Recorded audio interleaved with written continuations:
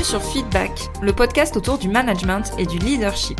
Je suis Elodie, manager depuis 14 ans, et ma mission, c'est d'aider les salariés et entrepreneurs à prendre confiance en elles pour manager sereinement leur équipe. Alors si toi aussi tu es convaincu qu'on peut avoir un management bienveillant et un leadership affirmé sans écraser les autres, abonne-toi. Tu trouveras ici tous mes conseils et retours d'expérience pour t'aider à devenir une des leaders de demain. Je te souhaite une agréable écoute. Et c'est parti pour cette dernière partie de cette série sur le management et le human design. Et aujourd'hui, on va rentrer dans ce que je trouve la partie la plus concrète pour les managers. Ce sont les centres. Dans le human design, il y a 9 centres en tout. On peut les relier un petit peu aux chakras qui existent déjà. Et chaque centre peut être défini ou indéfini. Je ne sais pas si en m'écoutant cette semaine, tu as téléchargé ton bodygraph. C'est la carte de Human Design qui représente ton type énergétique, ton profil, tes centres. Et tu vas te retrouver avec une figure géométrique, avec des formes colorées ou non, des carrés, des triangles, tout ça. Ces formes-là, ces formes géométriques, colorées ou non, ce sont ce qu'on appelle les centres. Et c'est la couleur ou l'absence de couleur qui va donner cette notion de défini ou indéfini. Si la forme géométrique est colorée, on va dire que le centre est défini. Si c'est blanc, ça veut dire que c'est indéfini. Quand on a des centres définis, donc des centres colorés, ce sont des zones qui sont stables et constantes chez nous. C'est-à-dire qu'on les a acquis presque à la naissance et ça va nous donner certaines particularités, je vais revenir dessus après. En revanche, quand on a un centre indéfini, c'est-à-dire blanc, là, comme c'est pas quelque chose qui est présent chez nous à la naissance, on va absorber l'énergie des autres sur ce centre-là et amplifier ça. Et donc là, pareil, je vais te donner des exemples après qui me concernent. Et ça veut dire, comme c'est blanc, que c'est une zone d'apprentissage potentiel pour toi. Tu vas pouvoir apprendre certains éléments dessus. Mais comme tu absorbes l'énergie des autres sur ce point-là spécifiquement, ça peut être aussi ce qu'on appelle une zone de conditionnement potentiel. Je reviens un petit peu là-dessus très rapidement. On dit souvent qu'on peut être conditionné par notre société, qu'on a été conditionné par notre famille, par notre éducation. Et des fois, tu peux avoir entendu des phrases ou avoir vu des comportements qui vont orienter certaines réactions chez toi. Par exemple, si tu ramenais des bonnes notes de l'école et que tes parents te félicitaient à chaque fois ou te donnaient un bon point ou te donnaient un cadeau, ça va générer chez toi ce syndrome un peu de la bonne élève, d'aller toujours chercher la validation extérieure dans ce que tu fais. Ça, c'est ce qu'on appelle un conditionnement.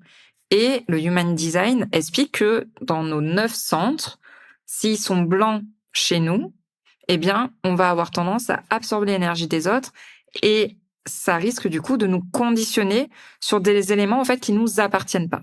Je vais te donner un exemple très concret juste après pour que tu comprennes bien ce que ça veut dire. Et ça veut dire quoi, du coup, ces centres blancs, ces centres indéfinis, ces zones blanches où on absorbe ce qui se passe chez les autres? Quand on est manager, en fait, c'est très important de les connaître et de les comprendre parce que c'est là où on risque de se faire entraîner et emporter par l'énergie de son équipe, l'énergie de son N+1, l'énergie de son entreprise et que, du coup, on risque d'absorber des choses qui ne nous appartiennent pas et de peut-être prendre des décisions désalignées avec ce qu'on veut et avec qui on est surtout. Donc c'est pour ça que c'est très important de connaître et de comprendre ces centres définis et non définis. Je vais te prendre quelques exemples, je vais pas reprendre les 9 centres qui concernent mon design. Je vais en prendre que certains en exemple pour t'aider à visualiser en fait ce que ça peut influencer quand on est manager. Déjà, j'ai mon centre sacral qui est défini. C'est la zone qui est située au niveau du centre en bas, au niveau du ventre. On l'a vu lors du premier épisode par rapport au type énergétique et à l'autorité aussi dans le deuxième épisode. C'est lié au fait que je sois générateur, parce que le sacral est le moteur des générateurs. Ça veut dire que j'ai une énergie de travail qui est permanente, consistante, qui se renouvelle et que je peux donc m'investir profondément, longuement, intensément dans des projets qui me parlent vraiment. Ça veut dire quoi ça, quand on est manager et qu'on a son centre sacral défini? Ça veut dire que j'émets de l'énergie. Et ceux qui ont ce centre blanc, c'est-à-dire ceux qui ont un type énergétique projector, manifestor ou réflector, eh bien, ils vont absorber mon énergie pour eux se mettre en mouvement. Et donc, ça veut dire que mon équipe va ressentir naturellement cette énergie que je dégage et ils vont l'absorber. Ça veut dire que je suis capable, en tant que générateur, d'entraîner mon équipe avec moi. Mais ça veut dire aussi que si je force sur un projet qui ne m'anime pas, ça va se ressentir. Donc, on voit déjà comment un centre défini ou non défini peut influencer son équipe en tant que manager. Le deuxième exemple que je voulais te donner, c'est que j'ai mon centre de l'ajna, alors là c'est un terme un peu spécial, qui est défini chez moi. Le centre de l'ajna, c'est quoi ? C'est le centre du mental, c'est le centre de l'analyse. Comme je te l'ai dit dans je sais plus quel épisode précédemment, je fais mes tableaux Excel des fois pour analyser certaines choses. Je suis quelqu'un qui analyse beaucoup, qui a besoin de données, de concret. Ça fait partie de moi. Et ça fait partie de moi parce que j'ai ce centre qui est défini dans mon Human Design. Ça veut dire que j'ai des opinions fortes, ça veut dire que j'ai des convictions et que j'ai une logique qui, normalement, reste stable dans le temps. Mes proches savent aussi ce que je pense sur certains sujets éthiques, certains sujets sociétaux. Et c'est vrai que j'en ai rarement bougé.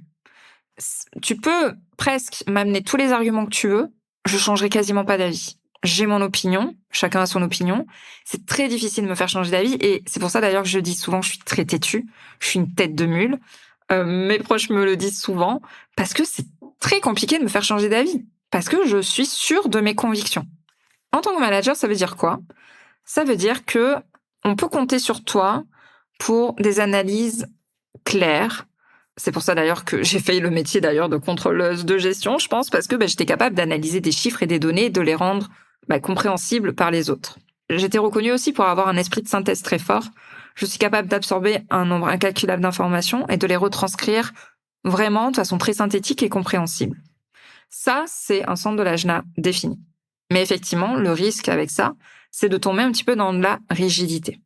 Si jamais j'avais un centre de l'ajna qui n'était pas défini, je pourrais changer d'avis comme de girouette sur certains sujets, parce que j'absorbe, du coup, les opinions des autres.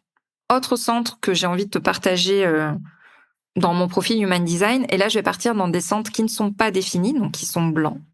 J'ai mon centre du cœur, par exemple, qui n'est pas défini, qui est blanc. Le centre du cœur, c'est quoi ? C'est le centre de l'ego, de la volonté, et le centre qui nous permet de tenir nos engagements sur la durée.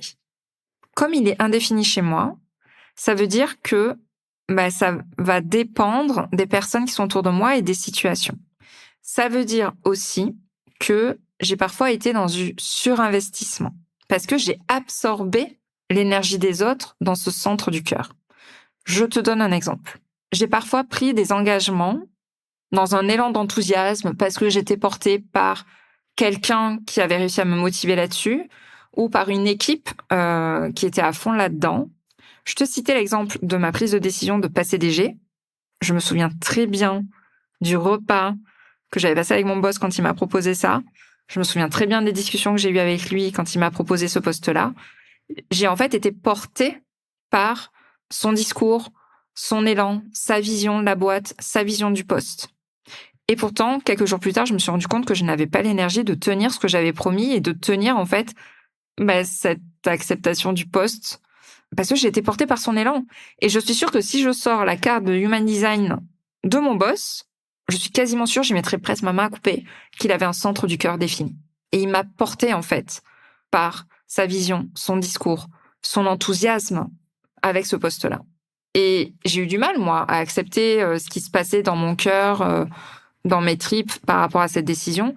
Et le fait d'analyser mon Human Design m'a fait comprendre que là, j'ai pris une décision emportée par l'enthousiasme d'une autre personne. Donc, si vous avez le centre du cœur qui n'est pas défini comme moi, faites attention aux promesses que vous faites en réunion quand vous êtes porté par un effet de groupe. Faites attention aux promesses que vous tenez auprès d'une personne en particulier suite à un entretien avec elle. Prenez le temps de dormir dessus, comme on dit, la nuit porte conseil, avant de vous engager publiquement sur quelque chose, parce que vous allez le regretter après. Et enfin, le dernier exemple que j'avais envie de te montrer avec un de mes centres, c'est le centre du plexus solaire, c'est le centre des émotions. C'est l'un pour moi des plus importants à comprendre quand on est manager. Chez moi, il n'est pas défini. Pareil, il est blanc. Ça veut dire quoi ? Ça veut dire que je vais absorber et amplifier les émotions des personnes qui sont autour de moi. Je sais que j'ai une intelligence émotionnelle extrême. Il y en a même certains qui ont cru que j'étais hypersensible. Pour moi, c'est un mot qui ne me définit pas, parce que il y a plusieurs éléments du caractère dans l'hypersensibilité. Ce n'est pas mon cas, mais j'ai une intelligence émotionnelle qui est très forte. C'est-à-dire que je peux rentrer dans une pièce et sentir de suite s'il y a quelque chose, une tension, une mauvaise relation entre deux personnes, que je les connaisse ou que je les connaisse pas. Et en fait, cette tension, je vais la ressentir comme si elle était mienne. Ça veut dire aussi que quand je suis face à un collaborateur qui est anxieux, qui est stressé, je vais absorber son stress et son anxiété. Si je suis avec quelqu'un, là encore, qui est enthousiaste, je vais me sentir portée par son enthousiasme. Et en fait, je dis que c'est un centre qui est très important quand on est manager parce que le risque principal que je vois avec ce centre-là, c'est de prendre des décisions pour faire baisser l'inconfort émotionnel qu'on ressent, mais qui n'est pourtant pas le nôtre. En fait, c'est pas nous qui sommes inconfortables avec notre propre émotion. C'est qu'on sent qu'il y a un inconfort de la personne en face de nous ou du groupe en face de nous. Et du coup, on va prendre des décisions pour calmer cet inconfort des gens en face de nous. Et ça, c'est un problème quand on est manager. Parce que on va éviter des conflits. On va reporter les conversations difficiles. On va céder dans des négociations où on ne devrait pas céder, tout simplement pour apaiser les tensions. Donc c'est pour ça, tu vois, c'est encore un exemple très précis de qu'est-ce que le Human Design peut t'apporter quand on est manager. Et je trouve que les centres aident vraiment à comprendre les risques dans lesquels on peut tomber quand on est manager et du coup, de mettre en place les bonnes actions pour ne pas tomber dans ces travers-là. On arrive à la fin de cette série spéciale. J'espère que ces 4 épisodes t'ont donné une façon différente de regarder qui tu es en tant que manager.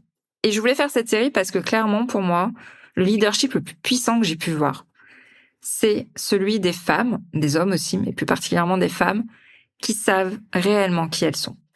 Et qui vont pas dépenser une énergie folle à devenir quelqu'un qu'elles ne sont pas, devenir quelqu'un d'autre.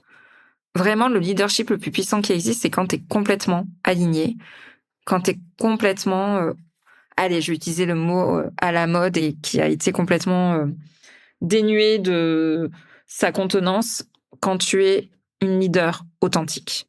Qu'est-ce que ça veut dire être une leader authentique? C'est quand tu sais qui tu es et que tu manages, quand tu leads de façon alignée avec qui tu es. Et c'est exactement, moi, en tout cas, ce que je veux te transmettre avec Leader HD. C'est cette formation qui va être dédiée aux managers, aux dirigeantes, aux personnes qui veulent apprendre comment développer son leadership en utilisant le Human Design pour construire un leadership aligné avec soi, aligné avec notre nature et ne pas copier, en fait, le leadership des personnes qu'on a autour de nous. On va y travailler les 5 types énergétiques, les autorités, les profils, les centres définis et indéfinis. Je vais t'aider à analyser ton propre profil HD sans te perdre dans 46 000 concepts hyper compliqués. Et vraiment, ça va t'aider à prendre les décisions alignées, bien gérer ton énergie en réunion, bien gérer ton énergie au quotidien, comment construire ton influence et comment identifier les sources aussi de ton épuisement. Les préventes, c'est cette semaine uniquement, jusqu'à dimanche seulement, avec un tarif préférentiel et un accès prioritaire. Comme je l'ai dit, c'est un tarif qui ne sera plus jamais proposé sur cette formation. Elle sera mise à dispo fin avril. Le lien, il est dans les notes de cet épisode. Donc, si tu as écouté cette série, que tu t'es reconnu, que ça t'a parlé et que tu veux vraiment apprendre à mieux te connaître pour devenir une leader qui manage son équipe comme elle le souhaite, c'est maintenant que tu dois agir, c'est maintenant qu'il faut se décider. Le Human Design, c'est vraiment une carte qui permet de mieux te comprendre. Et quand tu apprends à lire ça, pour moi, clairement, c'est l'un des meilleurs investissements que tu peux faire pour ton leadership. Merci en tout cas d'avoir suivi cette série. C'était un format qui était un petit peu inhabituel pour moi. Je me suis un peu plus dévoilée par rapport à d'habitude. J'étais un petit peu plus vulnérable et j'espère que tu as aimé en tout cas. On se retrouve la semaine prochaine dans Feedback pour la suite, pour un épisode un peu plus normal, j'ai envie de dire. Et d'ici là, je te souhaite une bonne fin de journée et une bonne fin de semaine. Je te remercie d'avoir écouté cet épisode jusqu'au bout. Si tu l'as apprécié, je t'invite à t'abonner sur ta plateforme préférée et à me laisser un commentaire 5 étoiles. On se retrouve au prochain épisode pour parler management et leadership.